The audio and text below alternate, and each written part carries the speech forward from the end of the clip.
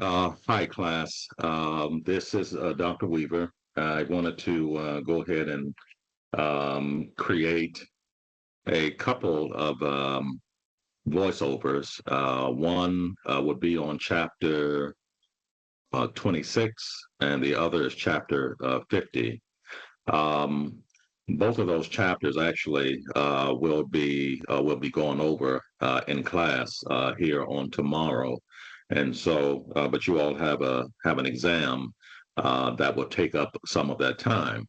I think we have like 2 days to go over chapter 50, but I'm going to go ahead and get through maybe half of that particular chapter, and that way we only have a certain portion that we have to cover in class, and I can really take my time and go through the material to in order to help you understand better. We can kind of play around with it. Not the best choice of words, but we can take our time with it and really go through it.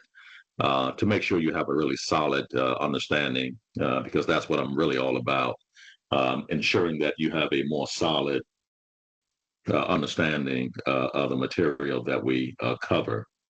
All right. So we're going to cover cholinergic drugs in the classroom, right? But and I like to go over the cholinergic drugs and how they work and so forth in the classroom. And then, of course, this voiceover would be on cholinergic blocking drugs. All right. So most of the material in the first few slides are pretty much the same because it just gives us a brief anatomy and physiology overview, excuse me, of the system, which these drugs work on uh, the um, um, the parasympathetic nervous system, which is one of the arms of the autonomic nervous system. Remember, the autonomic nervous system has two parts or two arms. It can either go the sympathetic route or the parasympathetic route, and in this case, it goes or these drugs they affect the parasympathetic route. Anyway, so I'm going to only go so far with this, with the pharmacology, and not necessarily go over the part where we get into like the pre-assessment and the ongoing assessment and some of the nursing diagnosis and so forth. That part I will let you guys read on your own because it's just really a recap of what we will be going over. Uh, in the first several slides or so. All right, but it just puts it when you get to that part about the pre-assessments and ongoing assessments and the nursing process and all that. Um, that portion of it again is just a recap of what we are going through, but it really is. It's kind of nice the way the author has laid out, that a part of the chapter because it teaches you how we manage these conditions as we use the nursing process. So pay attention to how we utilize the nursing process, and also that part of the presentation that we won't necessarily go over. It also lists several nursing diagnoses that are related to this particular condition. And so that should help you also in terms of how to understand the potential nursing diagnosis, potential, and also the actual nursing diagnosis problems that are actually active and going on versus a patient might be at risk of. And so anyway, so want to try to make this as short as possible, and so let's go ahead and get started. Let me go ahead and share my desktop with you. Actually, let me bring that back down. Let's see. So let me go ahead and start sharing. Actually, let me get rid of that. And let's see, Windows, and I want to do all right. This one. Should be sharing. Uh, doesn't show me like a border uh, like it used to.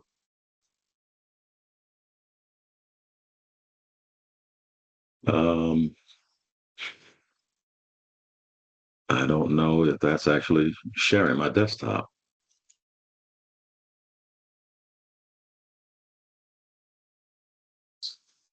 I don't know why it doesn't give me like a border because I would hate to be doing all this talking and then it's not actually showing the what I'm actually sharing with you, or the PowerPoints itself. Uh, let's see, let me try this again. Let's see, Chrome tab, cholinergic. Let's see, maybe if I do it this, nope, not that. Maybe this one. I think that's the one I want. There it is. Yeah. So maybe if I had started talking, it wouldn't have even been recording this side of it. So, oh, thank goodness. That would be disastrous. Disastrous. Um, all right. I knew there was something. All right. So we're going to be looking at the cholinergic blocking drugs. As I said, we will be looking at the cholinergic drugs and how they function when we are in class. All right. So let's take a look at the learning objectives. It's not that many actually, but the first one is explain the uses, general drug actions, general adverse reactions, contraindications, precautions, and interactions of the cholinergic blocking drugs, which are also called anti cholinergic drugs and cholinergic blockers. All right. Of course, all right. When you think about, so we can use either of these terms will work, right? Because when we say anti-cholinergic, focus on the word anti, or of course, if we just say cholinergic blockers, it's the same thing. All right, you either are working against or you're blocking, and it's pretty much the same thing. So don't be confused by the terminology itself. You can use these terms interchangeably. All right. Distinguish important pre-admission and ongoing assessment activities the nurse should perform on the client taking a cholinergic blocking drug, and that's the part we won't really go through because that's that first one um, is basically we actually delve into the drug these drugs when we go through the PowerPoints. And of course, starting at number two is kind of that rehashing of what I've already gone over. But again, it's just in the nursing process form. And of course, if you look at number three, it says list nursing diagnoses particular to the client taking cholinergic blocking drugs. And so basically these nursing diagnoses, they can be actual things that are going on. They can be also potential issues that might occur, of which we have to anticipate, right? And so that we won't really be going over. And examine ways to promote an optimal response to therapy, how to manage common adverse reactions, and important points to keep in mind when educating clients taking cholinergic blocking drugs. And so, again, those pieces we won't really go through. Um, again, it's pretty much a rehashing. All right. Now, take a look at, we're kind of delving into a bit of the anatomy and physiology. The autonomic nervous system. And so this is the division of the peripheral nervous system Remember, the peripheral nervous system is outside of the central nervous system. The central nervous system consists of the brain and the spinal cord, and everything outside of that would become your peripheral nervous system. Well, it is that peripheral nervous system that also has another division or part of the peripheral nervous system referred to as the autonomic nervous system. And it is concerned with the functions that are necessary to life of the human being, of the organism, with the organism. And it is not, these functions are not consciously controlled, right? For example, we don't control our blood pressure or our heart rate and all the gastrointestinal activity that is taking place. We do not control it. These functions are automatically done by the peripheral nervous system. Now, the autonomic nervous system is divided into two branches, and those branches would be the sympathetic nervous system and the parasympathetic nervous system. Now, we're going to be, as far as this drug is concerned, we're going to be looking more at the parasympathetic nervous system because this is what these drugs actually work on. Let me see if I can. No, there it is. All right. And also, what I want you to do is take a look at this image here. And especially, well, you should be looking at both and comparing both. And this gives you an idea that if you know the one side, then the other is just the opposite.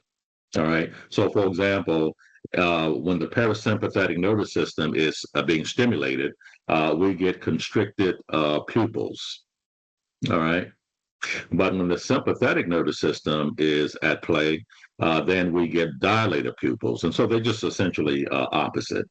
The sympathetic nervous system, you have an increase in heart rate. The parasympathetic nervous system, you have a decrease in that heart rate. Again, they are opposite. All right. Now, the cholinergic blocking drugs that we are going to discuss, they block the effects of cholinergic drugs on the parasympathetic nervous system. Remember, the cholinergic drugs that we would have talked about on tomorrow, they work on the parasympathetic system and not the sympathetic nervous system. All right.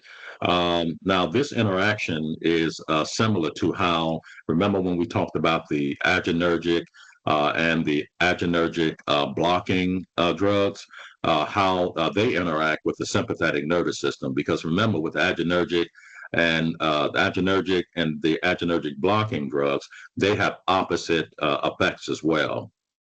All right, on the sympathetic nervous system.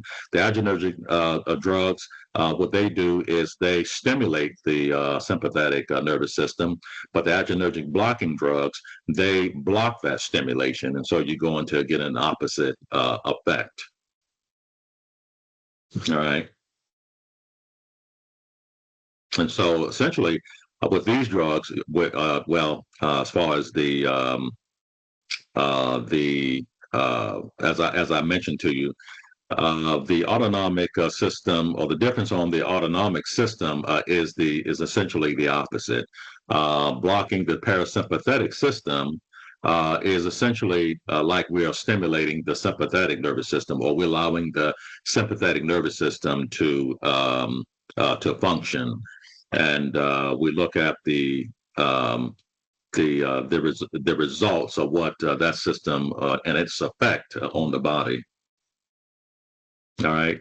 Now, there's a term that you guys need to keep in mind when we talk about the parasympathetic branch of the autonomic nervous system, and that term is acetylcholine, and it has an abbreviation of a capital A, C, and a lowercase h is how we abbreviate it. But it is the primary neurotransmitter in the parasympathetic branch of the autonomic nervous system. All right. The acetylcholine actually brings about an action. All right. Um, and so basically, the cholinergic drugs, blocking drugs, they block the action of this particular neurotransmitter in the parasympathetic nervous system. All right. So we're blocking the effects of the acetylcholine, or what acetylcholine actually does. All right. Now, cholinergic blocking drugs are also called um, anticholinergic, which I had mentioned to you. So don't be fooled by the word. They're also called parasympatholytics. Remember that lytic part? It's just basically blocking or destroying the acetylcholine, or not allowing it to carry out its normal function, because you're blocking it. You're blocking its effect.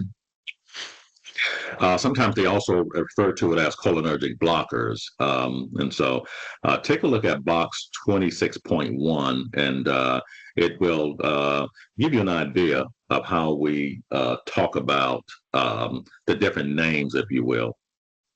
All right. Now, when we think about the parasympathetic nerves, they reach many areas in the body.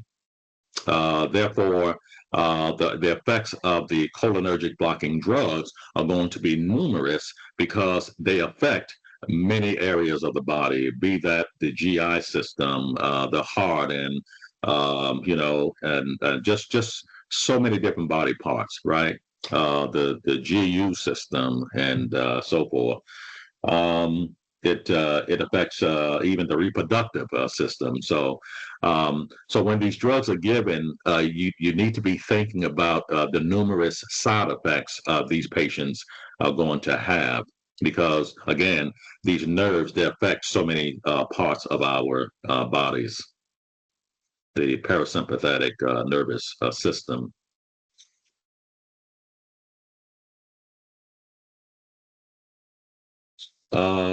Let's see. Oh, I got a bit ahead of myself.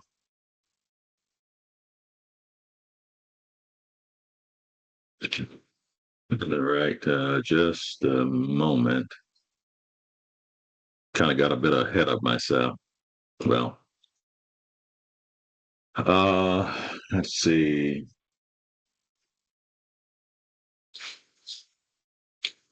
So I talked about that. All right. Yeah, this is what I want. All right. So the continuing with the parasympathetic nervous system, when we think about this particular system, we have to think about a couple of receptors that are affected um, by these drugs, the cholinergic drugs. The cholinergic drugs actually stimulates two receptors, one being the muscarinic receptors, and this relates to whether or not, not rather not, but the fact that when these receptors are stimulated, it stimulates the smooth muscle. All right, they work on smooth muscle. If you think about, for example, the bronchioles have smooth muscle, and when the cholinergic drugs are working, it can cause the smooth muscle part of the bronchioles to constrict. So you have less airway, right? As far as how air goes in and out of the airway, because it's more constricted. And of course, when you block that effect, then you have more vasodilation, and of course, you get more air entry into the lungs. But that's just one of them. The other receptor is called the nicotinic receptors, and these stimulate the skeletal muscles. All right, so it affects the skeletal muscles. If they're stimulated by, for example, acetylcholine, then you would get an action such as contraction of muscles, if you will. All right. Um, and of course, when you block the effect of these systems, you would get a more relaxation and whatnot of these systems. Now, cholinergic blocking drugs are selective and target one of the types of receptors. So either the blocking would take an effect on either one of the receptors that I just mentioned. They're selective. They just don't do whatever they want to do. They actually they will stimulate one receptor versus the other or the other. So it's something really important to keep in mind. And if you look at, again, at the parasympathetic nervous system, when we block, take a look at this here. This appears to be showing where it is being blocked. So then you usually get, I believe it is constricted pupils. Let me see something because I was looking at this earlier. Um, all right. Because normally what happens is, for example, down here, when the cholinergic, not cholinergic, well, the cholinergic drugs, when it affects the nerve that goes to the bladder, it will cause the bladder to contract, right? Um, but of course, when you block that stimulation, then you get more relaxation, if you will. Um, all right. Let's see.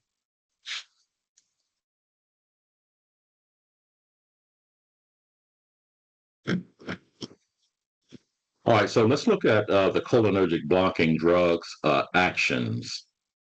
All right. So cholinergic blocking drugs, they inhibit, right? They prevent the action or the activity of acetylcholine at the parasympathetic nerve synapses. All right. Um, I don't know if I can show you. Let me see. When we're talking about the synapses, I'm not sure if there's an image that I can show you. I'll be able to show you in class when we talk about the sympathetic, or rather, I'm sorry, the cholinergic drugs. I don't have an image. I don't think. No, but it's that space between, the nerve ending and the organ that is going to be affected. There's a space in between that. And so what these drugs do is they inhibit the activity of the acetylcholine because acetylcholine is that neurotransmitter that is going to bring about the action of that organ eventually. But in this case, it's going to be blocked. Now, when the activity of acetylcholine is inhibited, it's not allowed to perform its intended action. Impulses that are traveling along the parasympathetic nerve cannot pass from the nerve ending to the organ or the structure that it is supposed to affect. And I hope that makes sense. Because remember, the key here is you're inhibiting that nerve impulse that is traveling on its way to that organ, but you're preventing it. And so you don't see a cholinergic response, you'll see the opposite, right? The cholinergic drugs will bring about its intended response, but if I block it, you will get the opposite, right? Nerves leave, those peripheral nerves, they leave the spinal cord and they go to, right, our different organs in the body. And they travel along these nerve impulses and what have you. And so that's how you would have to look at that. Now, as we mentioned in chapter 25, two of the receptors are found in the parasympathetic nerve, and we talked about the muscarinic and the nicotinic receptors. Remember, because they're selective. Now, cholinergic drugs most often, again, they are selective, and they're going to target one of two of those receptors, right? Not both.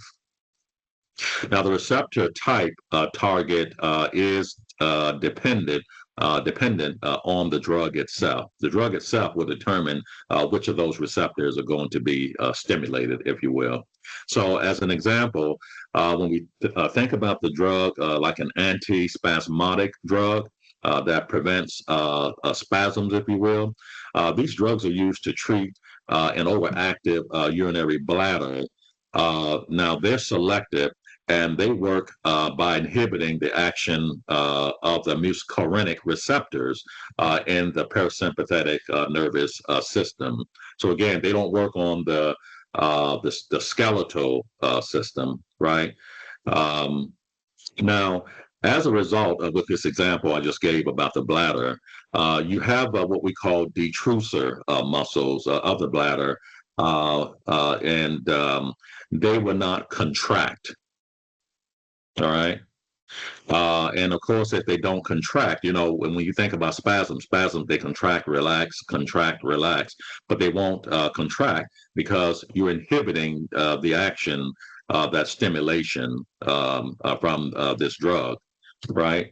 And so again, so the bladder will not contract, and if it won't contract, then of course you won't get the sensation of urinary urgency. That contraction of the detrusor muscle of the bladder is what is causing the patient to feel like they need to go to the bathroom to void, but you're inhibiting that action.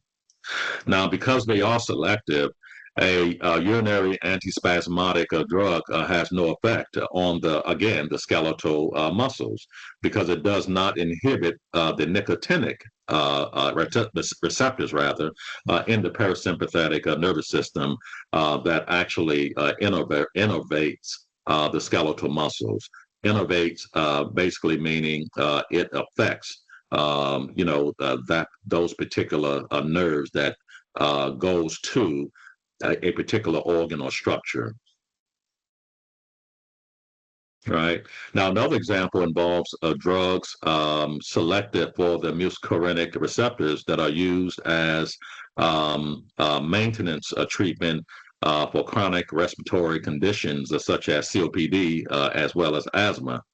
Now, in obstructive lung disease, or let's say asthma, stimulation of the parasympathetic nerves seems to makes the disease worse. When those muscarinic receptors in the lungs are stimulated, they're going to make the symptoms worse. When drugs such as ipratropium are used to manage bronchodilation in non-acute conditions, these drugs block the release of acetylcholine. Remember, the acetylcholine, when it is released at that synapses, is going to cause bronchial constriction.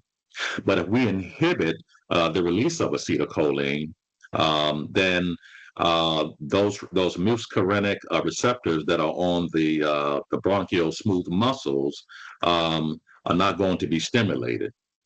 All right. And so if they're not stimulated by acetylcholine, then the bronchial smooth muscles are going to dilate, right? Because this drug reduces all of that constriction that is going on.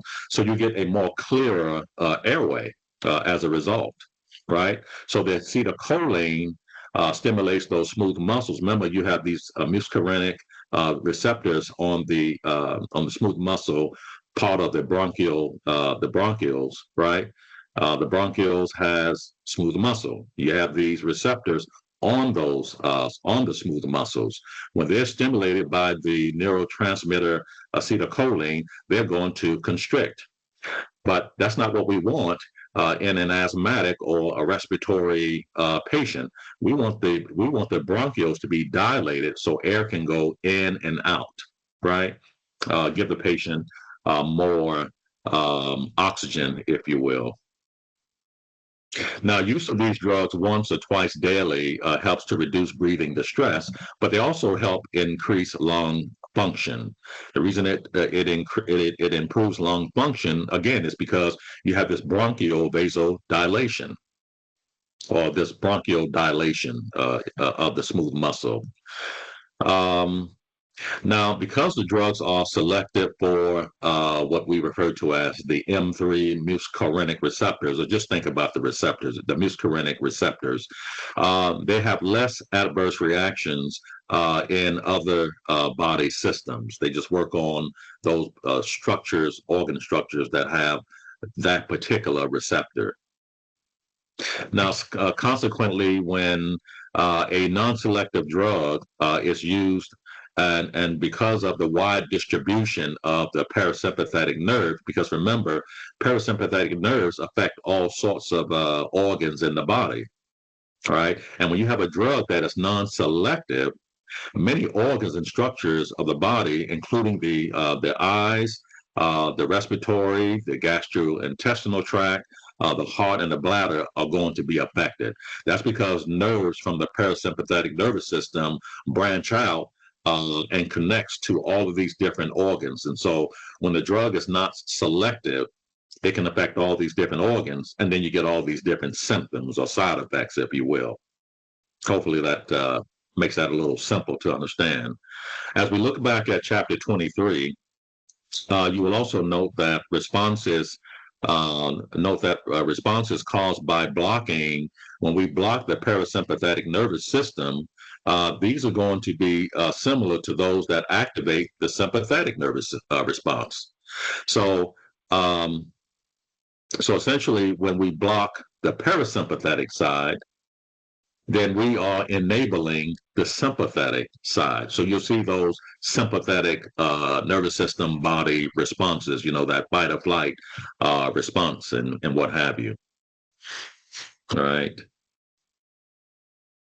Now, as you guys gain a better understanding of the complexity of the interaction of the drugs and the nerve synapses, where you have the ending of the nerve.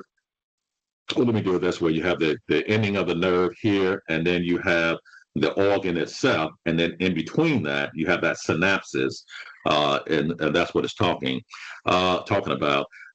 There is a word of caution that we have to consider, and that is responses may not follow the pattern explained in this current unit all the time.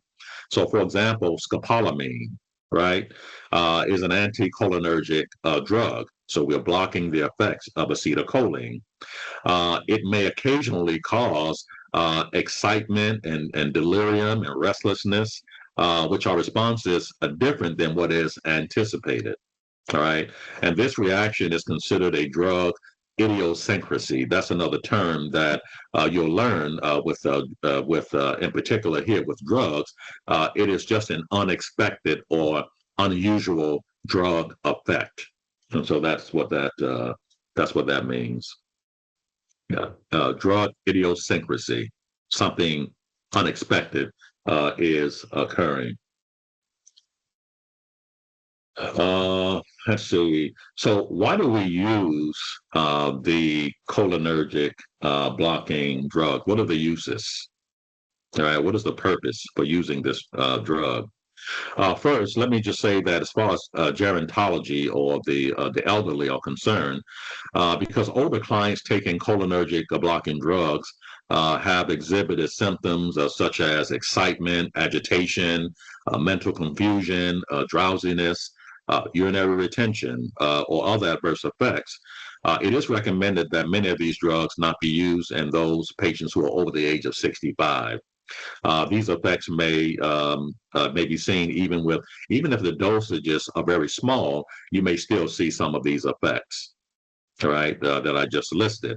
Now, the benefit of the medication reducing the intended symptoms should, of course, outweigh the risk of injury when prescribed. And so, what are the benefits versus risk in this instance? Now, again, so as far as use is concerned, the primary use of cholinergic blocking drugs are treated for example, maintenance treatment for asthma and COPD COPD patients. How? It helps to relax the muscles around the airway, the bronchial smooth muscles in the lungs, which opens up the airways. As far as ureteral or biliary colic and bladder overactivity, um, the drug it's effective in treating ureteral or biliary colic or bladder overactivity because they relax the smooth muscles in the urinary and digestive system. Again, remember, when acetylcholine is allowed to do its thing, it's going to bring about more of a contraction type effect. But when we block the release of acetylcholine, you get the opposite effect, which is more relaxation. Now, there's also something called spasms. So think about the pylorus of the lower bottom of the stomach. Cholinergic blocking drugs block the action of acetylcholine on the pyloric muscle, right? Because remember, that muscle would be tight, or in this case, spasming when acetylcholine is at play, right? And so these drugs prevent excessive contraction and it allows the muscle to relax. Now, this helps to open up the pyloric sphincter and allows food to pass more easily from the stomach and into the small intestine. And this will relieve symptoms such as pain and vomiting. All right. As far as the peptic ulcer part of it, these drugs help. They help reduce the acidity of the stomach, and they also help relax the muscles of the stomach as well in the gastrointestinal tract. And so that's what brings about the comfort for your patients. As far as the vagal nerve induced bradycardia, cholinergic blocking drugs block the action of acetylcholine, reducing the parasympathetic stimulation on the heart. All right. And this allows the heart rate to increase back to a normal level. All right. Because remember, when the parasympathetic system is at play, you're going to get a lower heart rate. But if I block the stimulation of the parasympathetic nervous system, I'm going to get an increase in heart rate, which is maybe really desirable. Say if the heart rate drops to like 40 beats per minute as a result of this vagal stimulation, which causes bradycardia, I want to block that with this cholinergic drugs. I don't get this release of the acetylcholine, and therefore I'm going to get more of a sympathetic nervous system response, if you will. All right. Now, in addition, the cholinergic blocking drugs are administered for the pre-op reduction of oral secretions as well. All right. So they're just multi-purposes when you think about some of these drugs. All right. Because sometimes you can minimize aspiration if you can reduce some of the you know the secretions and what have you. Sometimes patients, they aspirate on their own secretions.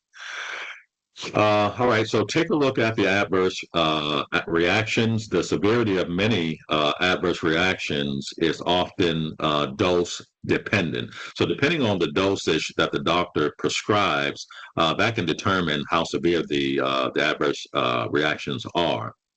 So what we're saying is the larger the dose, the more intense the adverse reaction. Right. Now, adverse reactions of selected body systems occurring with the administration of the cholinergic blocking drugs would be things like dry mouth and nausea and vomiting. Also, difficulty in swallowing, heartburn, as well as constipation.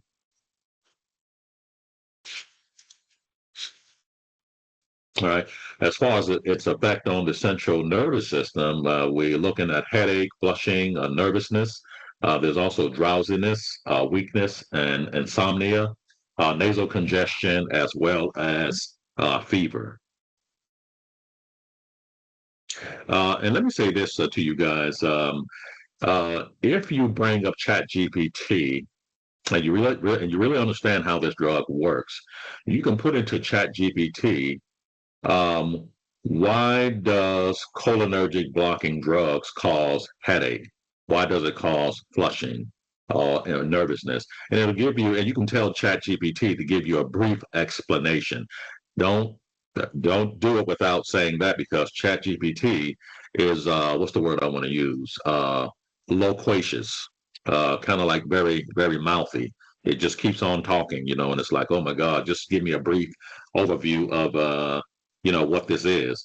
And the reason I like that, as far as the chat GPT and figuring out why these symptoms occur, is because typically in textbooks they will list um, all of these different adverse reactions, but they don't tell you why. Some of them you can figure out, and when you can't, this is when it would be helpful if you want to eliminate some of the the memorization, the rote memory. If you want to eliminate that and understand why, it can be very helpful, in my opinion. All right. So, as far as the central nervous system, let's see. I didn't mention blurred vision is another condition or adverse reaction. Oh, I'm sorry. That's on another slide. Apologies. As far as visual reactions, you get blurred vision, you get acis. This means dilation of the pupil. You also have photophobia. Photophobia is just basically sensitive to sensitivity to light. A lot of for example, people who have migraines, they may experience, eye infections or some other neurological disorders. They may experience photophobia, just sensitivity to light. There's also another term, cycloplegia, and this is paralysis of the of accommodation or inability of the focus of the eye. The our eyes have muscles that helps it to focus and whatnot, and so those muscles will be paralyzed with these drugs. Also, there's an increased ocular tension as well. All right. And as far as the genital urinary system reactions, you have urinary hesitancy, you have urinary retention, as well as dysuria. I like how they give you the picture here, because this helps you to remember what are those urinary symptoms that or reactions that you might see. I like that. Kind of a creative way of helping you to remember. As far as the cardiovascular system, palpitations occurs when these drugs are administered. So cholinergic blocking drugs block the action of acetylcholine on its receptors, especially the muscarinic receptors. Those receptors are located in the heart. Now, as a result, the parasympathetic control is going to be reduced. And the sympathetic nervous system, which actually increases the heart rate, will become the more dominant force in this case.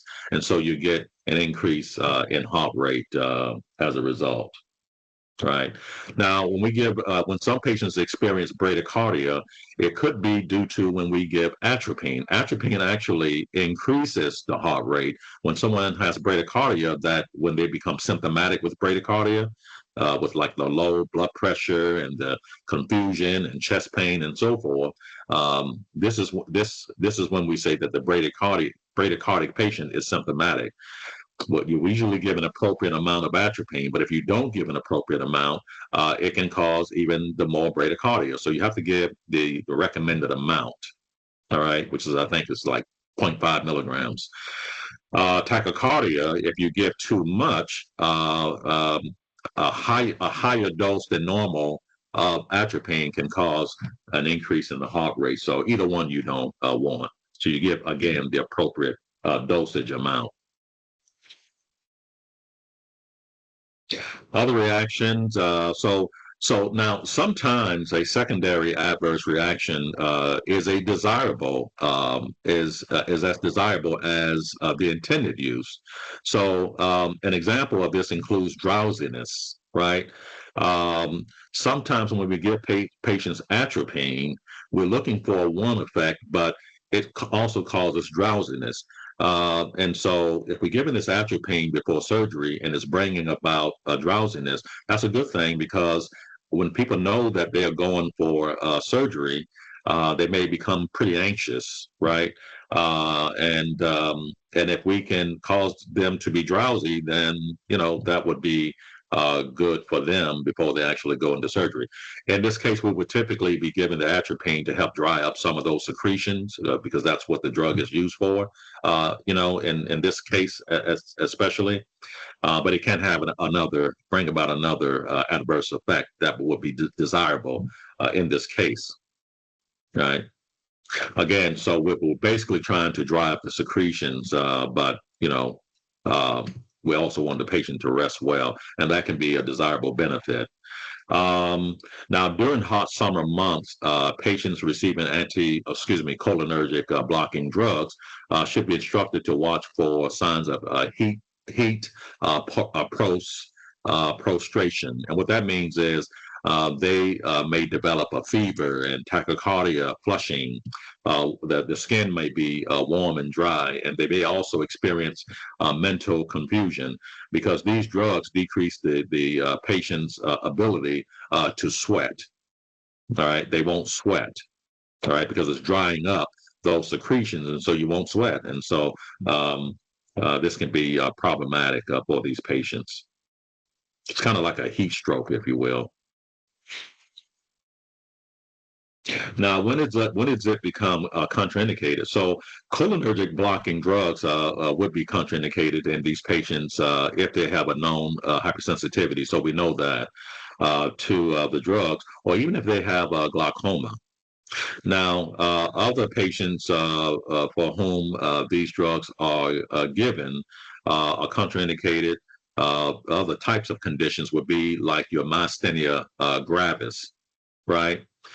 Because remember, these patients with myasthenia gravis, which we'll get into later on, these patients sometimes they don't have enough acetylcholine to stimulate their muscles to perform their normal duties, if you will, right? So if you give these patients an anticholinergic or a cholinergic blocking drug, you're going to reduce the ability of the acetylcholine to do its job. And therefore, it is going to result in more muscular weakness, especially those muscles of respirations where these patients can have or go into respiratory distress because the muscles of respirations are not helping them to breathe, if you will. It can also cause tachyarrhythmias, right? Because remember, when acetylcholine is at play, um, we the parasympathetic nervous system is stimulation is occurring, right? But if we give a blocking agent, instead of getting a parasympathetic response, we get a sympathetic response, and which means a higher heart rate, right? There are also patients who might have a myocardial infarction. Um, Again, when the parasympathetic nervous system is doing its thing, right? Then the heart is beating relatively, uh, hopefully rather a more normal rate and whatnot. But if I block the parasympathetic stimulation, blocking the acetylcholine, then of course I get a sympathetic response, and it is going to cause the heart to work harder because of that sympathetic activity. Well, you don't want someone who's just had a myocardial infarction or heart attack. You don't want them to you don't want them to have a high heart rate because now you have that increase in demand, but you have less oxygen. And so this puts the heart in overdrive. And so you have a sick heart on your hand, and you don't want that. with these patients. Also, when you think about heart failure, um, when you block the parasympathetic response and get that sympathetic response, you get this high blood pressure, high heart rate. Everything is up, up, up, right? And so it would exacerbate or make heart failure worse. Again, you already have a sick heart, and now you're putting more stress on it because the sympathetic nervous system is now at play.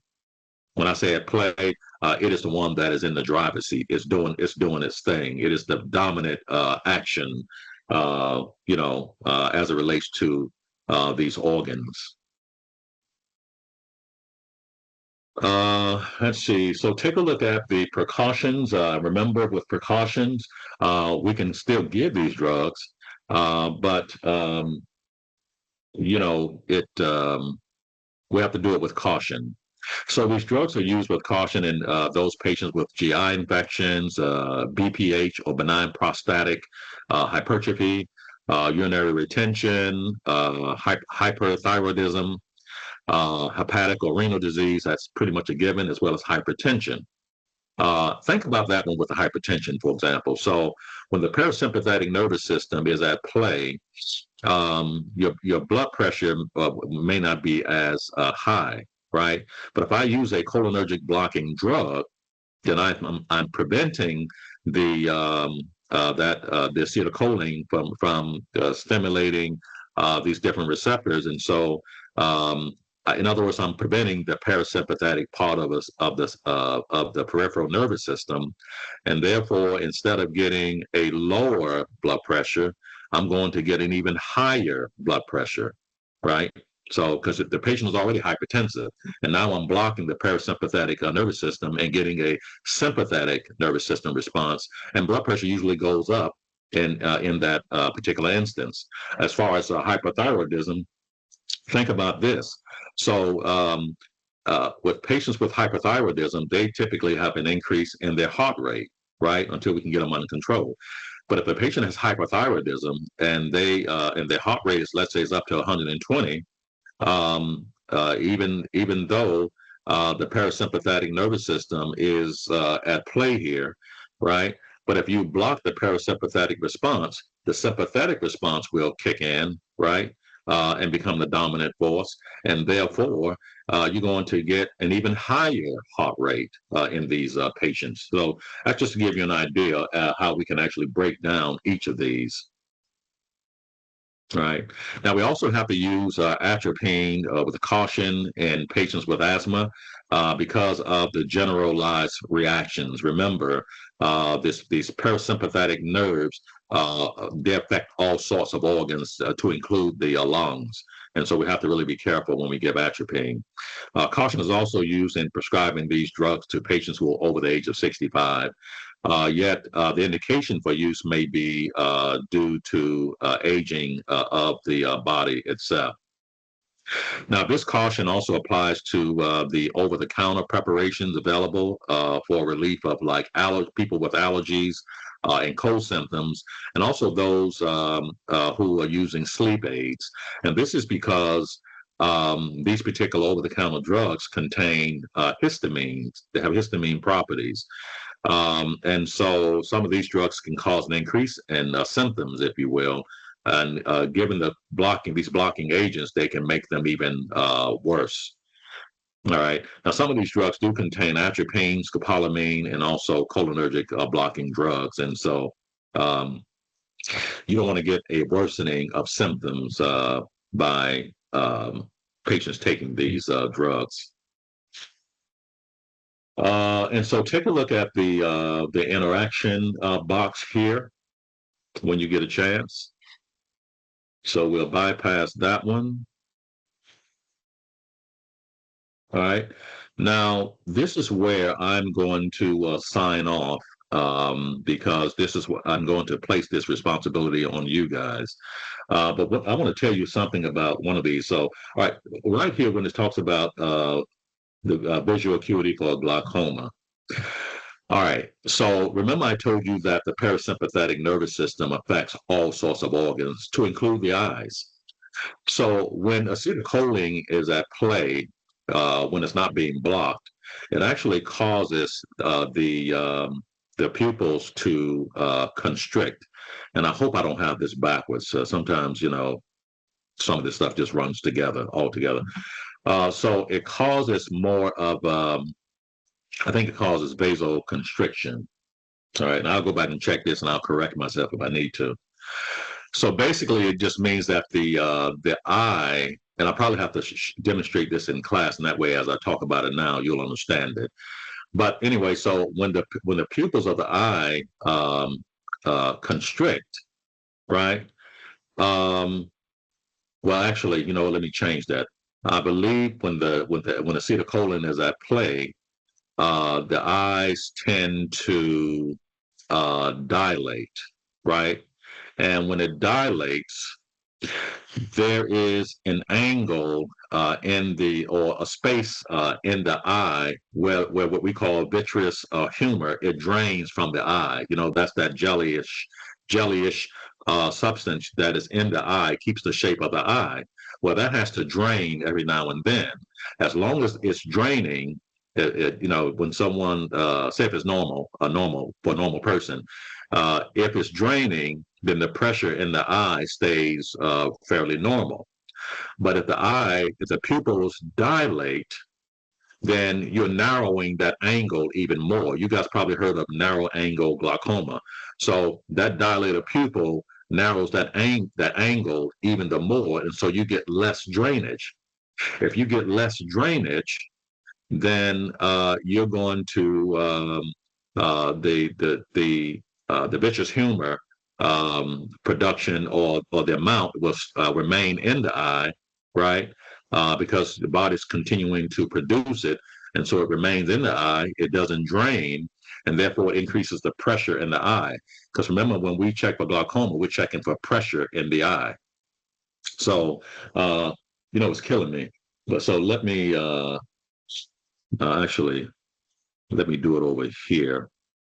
So let's see. Um, so cholinergic drugs causes dilation of pupils. All right. So no, cholinergic drugs do not cause dilation of pupils. Instead, all right, that's what I was thinking. All right, so I was right. So basically, the cholinergic drugs will actually cause excuse me, not vaso, but it causes constriction of the pupils, right? Causes dilation. I'm sorry, it causes constriction of the pupils. Well, when you give a cholinergic drug and it causes the pupils to constrict, then that angle is a little wider, and so you get a proper drainage from the vitreous humor from the eye. You get better drainage. But when you block the stimulation, the acetylcholine, then you get dilation. All right. And that's when these people are at risk for glaucoma, destroying their vision. And I probably still had that wrong. But anyway, so you all understand it better now. I just wanted to make sure. Let's see, cholinergic drugs activate acetylcholine receptors, leading to the contraction of the iris sphincter muscle, which results in pupil constriction. So the cholinergic drugs brings about constriction of the pupils. That allows for the drainage. But if we block that acetylcholine action, then we get dilation of the pupils, and the glaucoma can be worse. And that's probably why they even have that here anyway, because they realize that, this particular drug can worsen glaucoma. All right. I know I kind of stayed on that a little too long. But anyway, so go through this. Let me see, where am I? Just go through the rest of this. There's nothing that really sticks out. Well, I mean, I suppose if I looked at it more thoroughly, but this part of it, I don't want to keep you too long. So go over your ongoing assessments and the nursing diagnosis. These are all the nursing diagnoses that are related to how this drug actually works. All right. Says ineffective tissue perfusion related to impaired heart pumping action. Remember, when there's a cholinergic response or drug that is given, then the heart rate is usually more slower, right? But if I block the effect of the parasympathetic nervous system, then I'm going to get um, a heart rate, right? Get a higher heart rate, and anytime the heart is beating very fast, you get a decrease in your perfusion. And so that's not a good thing. Take a look at the planning and the implementation. For example, inform the client that drowsiness and dry mouth will occur within 20 to 30 minutes. That is normal, and that fluid is not to be taken. So just take a look at all that. And then look at impaired comfort, xerostomia. They tell you how to manage that. Um, Constipation, all the usuals, the fibers and the fluids if it's not contraindicated. The injury risk here, as far as the photophobia, you tell your clients to wear glass or shades and whatnot, and also provide a dimly lit room. So just take a look at this. Injury continues. Take a look. Ineffective tissue perfusion. Uh, all right. And then you have this the education of the client and the family. So take a look at that, how we evaluate it, and that's it. All right. So let me see how long this one is. It's about 36 minutes, so that's not bad. You shouldn't spend too much time on this. And I wanted to thoroughly go through this so that hopefully you have a much better understanding of this particular piece of information. Um, all right, folks, I'm going to go ahead and sign off and jump on the other one. Thank you.